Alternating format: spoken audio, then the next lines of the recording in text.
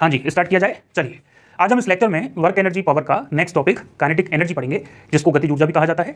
इससे पहले जो हमने आपका लेक्चर लिया था वो कंजर्वेटिव और नॉन कंजर्वेटिव फोर्स का था, मतलब संरक्षी और असंरक्षी बल क्या होते हैं, ये न्यूमेरिकल किस तरीके से पूछे जाते हैं। उस पूरे लेक्चर का यदि आप कंक्लूजन निकालेंगे, आप रिजल्ट निकालेंगे, तो 3 इंपॉर्टेंट बातें निकल के आएंगी जो आपको याद भी रखनी है और उन्हीं से क्वेश्चन होने वाले हैं।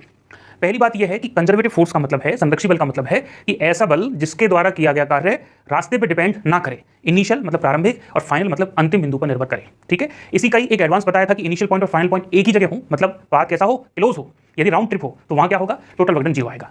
दूसरी बात जो ध्यान में रखनी है वो ये है कि यदि जो वर्क है, मतलब ऐसा फोर्स जिसके द्वारा किया गया जो कार्य है वो पाथ पे डिपेंड करे, तो वो होगा नॉन कंजर्वेटिव। एग्जांपल के तौर पर फ्रिक्शन फोर्स, और इसके न्यूमेरिकल आपको कई सारे करवा दिए थे।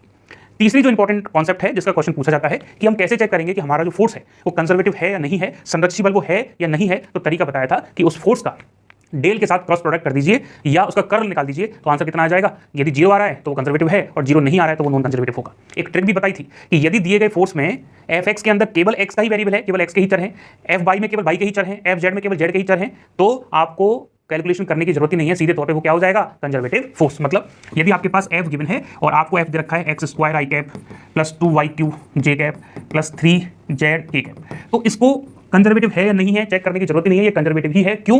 क्योंकि f का जो पहला fx कंपोनेंट है, इस fx में केवल x के ही वेरिएबल शामिल हैं, fy में केवल y के ही वेरिएबल शामिल हैं, fz में केवल z के ही वेरिएबल शामिल हैं। यदि इसकी जगह x स्क्वायर y होता तो हमको चेक करना पड़ता। ठीक है, यदि इस तरीके से कोई भी फॉर्मूला आ रहा है, आपको न्यूमेरिकल 3-4 करवा दिए हैं, तो आपको ये कॉन्सेप्ट क्लियर हो गया होगा, और इसको आपको ध्यान में भी रखना है। ठीक है, चलिए।